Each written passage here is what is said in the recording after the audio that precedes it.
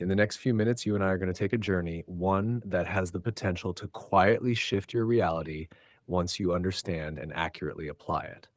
And I don't say that lightly. I mean, the way you pursue, wait for, or chase what you want could end right here. So all I ask is that you invest one thing, your attention. Because what I'm about to show you isn't about hope. It isn't about motivation. It's about understanding the single principle that Neville Goddard taught, one that allowed him and countless others to manifest what the world calls impossible. Let's start this journey.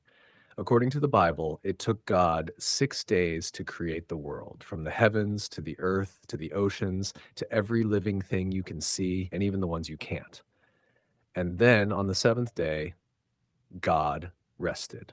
Why? Because he had finished. His work was complete. But here's the part most people rush past. The key word is right there in Genesis 1:31. It says, "And God saw everything that he had made, and behold, it was very good." Everything. Not some things, not just the basics, all things. It says he completed his work, and all the inhabitants, the fullness, were included. Now pause for a second and really think about what that means for you. Every single thing that exists today was already created, and everything that is yet to come is not waiting to be created. It already exists. The Bible never says God is still creating. It says he is done. Creation is finished. But here's where it gets even more interesting. From the beginning of time until today, scientists, researchers, and explorers continue to discover new things, new species, new planets, new resources. But that doesn't mean those things suddenly appeared out of thin air. They were always there. They're just being discovered now. That is the structure of creation. Now apply this to you. If this is true, and I believe it is, then whatever you desire right now, whether it's love, wealth, opportunity, healing, or freedom, is not going to be created for you. God isn't setting aside another 6 days to gather the ingredients of the universe and whip up a fresh miracle just for your breakthrough. No, it already exists. It has already been created. It's already locked into the system God designed. The only reason it hasn't shown up in your life yet is the same reason scientists didn't discover that species until last year. It was there all along. They just hadn't discovered it yet. And it's the same with your desire. The love you've been waiting for already exists.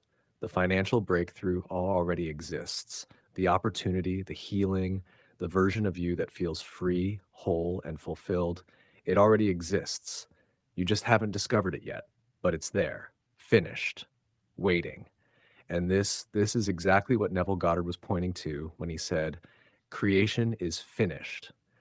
Neville wasn't telling you to force reality. He wasn't telling you to beg God for something new. He was reminding you, it's done.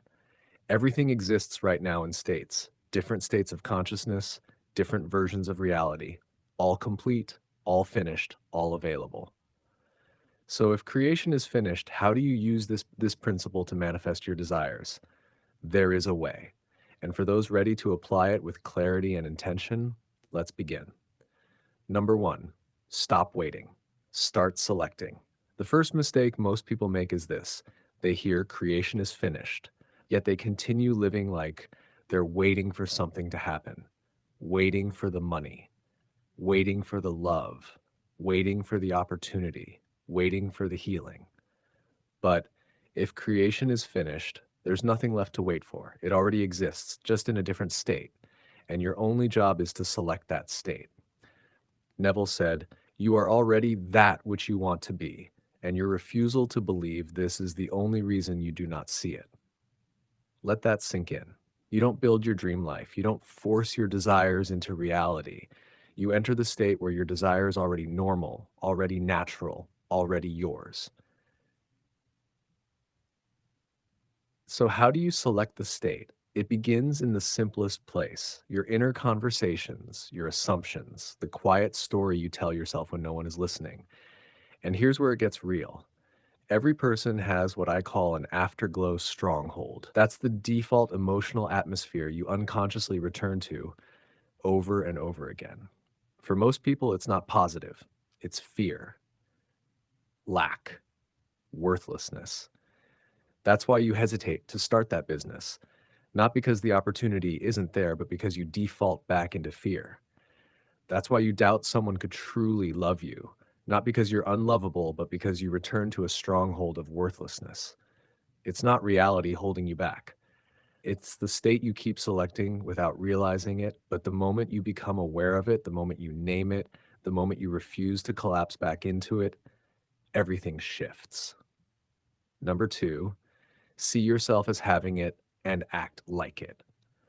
Once you've selected the state, you stop seeing your desire as future based. You see yourself as already having it, not one day, not when the 3D changes, now. And once you see yourself as having it, you naturally act like it. Not pretending, not forcing confidence, alignment. If you've selected love, you carry yourself like someone who is already loved. You don't chase, you don't shrink. If you've selected wealth, you move through life with the quiet certainty of someone who is provided for. The world doesn't respond to what you want, it responds to the state you live from. Number three, refuse to exit the state. This is the real test. Once you commit to the state, life will challenge you. Old patterns will appear, doubt will knock, silence will test you. And in that moment, you choose exit the state or refuse to. Those who exit reset the cycle. But those who refuse, who hold the inner posture of "it is finished," are the ones who watch the impossible unfold. Because reality doesn't obey effort, it obeys state. So remember this, you're not waiting for something new. It already exists. It is finished. All that remains is alignment. If this message resonated with you, comment below. I refuse to exit. And if you want more grounded, timeless teachings like this, make sure you subscribe to Stories and Quotes Bee and turn on the bell.